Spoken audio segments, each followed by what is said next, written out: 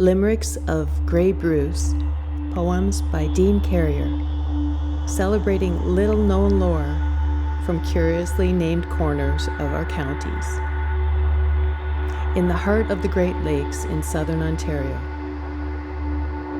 in the shade of the elephant's bum, protected a bit from the sun, a wise British fella sported bowler and umbrella in case the pachyderm passed it pun.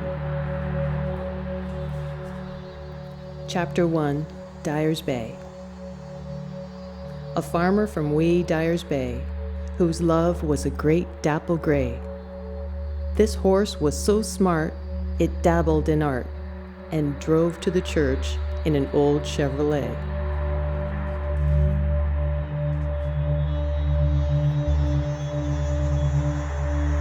A romantic newfie from the tub wanted to form a new club of squid-jigging lovers who'd meet under the covers at Clancy's Newfoundland pub.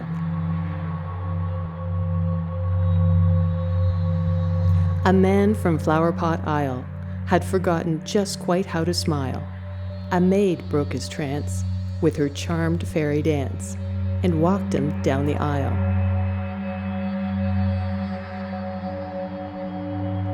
There was a romantic from Cypress Lake who every Tuesday had an ache to write love poems of lovers and gnomes, just like Byron, Shelley, and Blake.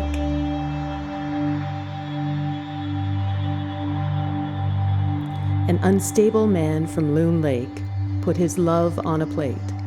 Said she with alarm, "Please do me no harm." Said he, "I'd rather eat cake."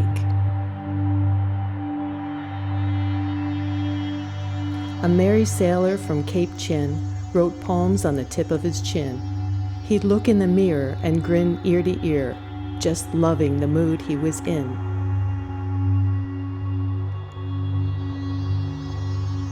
There was an addict from Cape Chin who wrote poems on the head of a pin. One verse he conceived, you'd never believe the rush when the apostrophe went in. A magician from Cape Herd turned his wife into a bird. He knew he was wrong, for she squawked all day long, and he never could get in a word.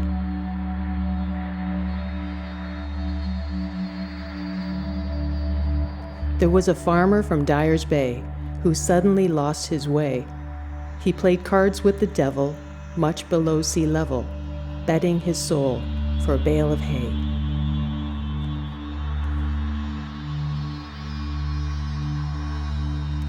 There was a woman from Clark's Corner who fell in love with little Jack Horner. He'd stick in his thumb and pull out a plum. They eloped before we could warn her.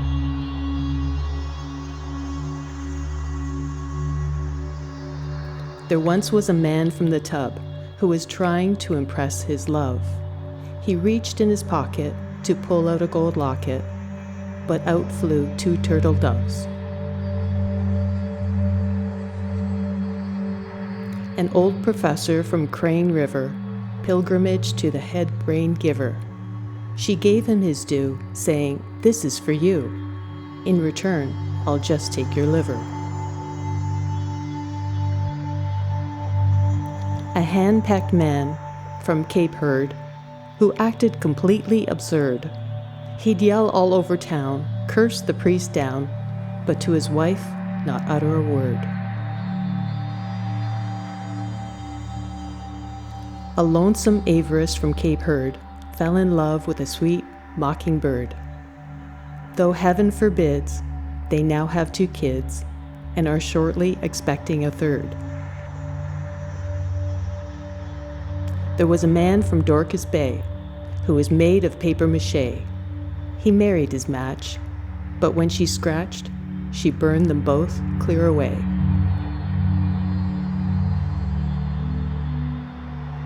There was a woman from Bear's Rump who to the mainland did jump.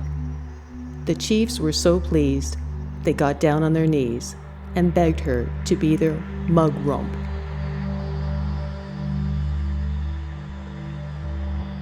An ugly man from Pleasant Harbor never ever went to a barber. He had fleas in his beard, earwigs in his ears, yet he thought he looked like King Arthur.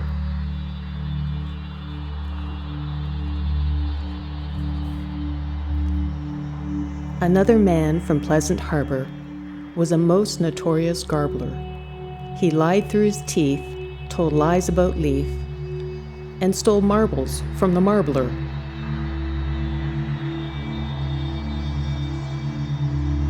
There was an old man from Cape Chin who occasionally dabbled in sin.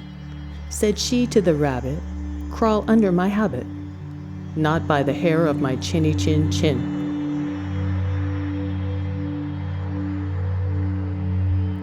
A right-wing farmer from Wingfield Basin wasn't sure what he was grazing. He was quite breathed when the wings grew left on the chickens that he was raising.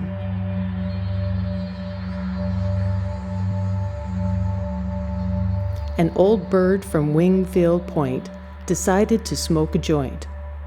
She dizzily fell 'tween heaven and hell and landed in Purgatory Point.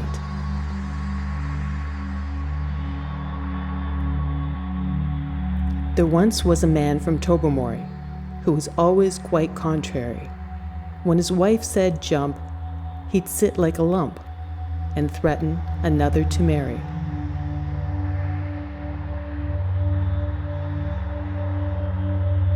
A Bruce man from Kingdom Come danced to a different drum.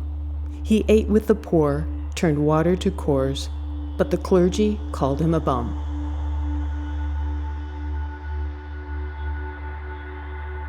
A giant from Flower Pot Island who juggled flower pots in each hand. Neighbors thought him weird. They were much afeared, not knowing where each pot might land.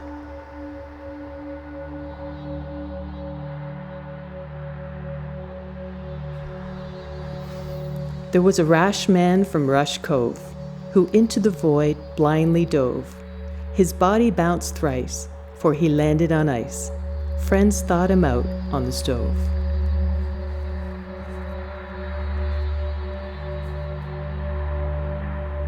An old priest from Porcupine Point just couldn't get out of that joint. Said he with a frown, "Bishops nailed my boots down and wouldn't my forehead anoint."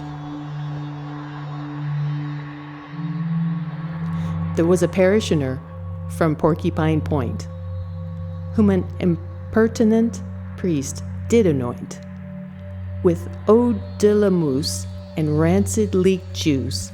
Their relationship is no longer conjoint. A beautiful woman from MacIver was the wife of an old slave driver. He made her walk the plank, but his sailboat it sank, and she was the lone sole survivor.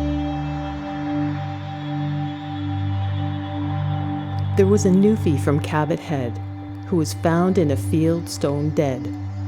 How could he die? From eating cold pie? He'd eaten cow pie instead. A priest from Baptist Harbor would rather have been a barber. Not a saver of souls, he'd rather use bowls and be known as the chief head carver. In a scary place called Dorcas Bay, foolish swimmers decided to play. They were eaten whole in that jellyfish bowl. Sharks speak of that feast to this day.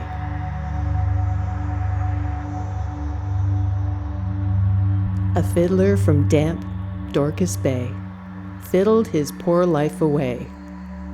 He said to his bride, "Open your mouth wide, for I wish on your tonsils to play."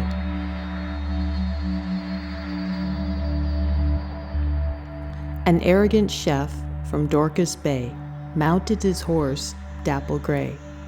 He was soon bucked off, into the salad was tossed, food for thought for the galloping gourmet.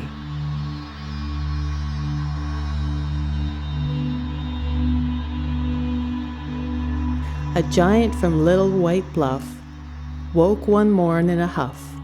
He turned the town around and blew it all down, then asked, "Have you all had enough?"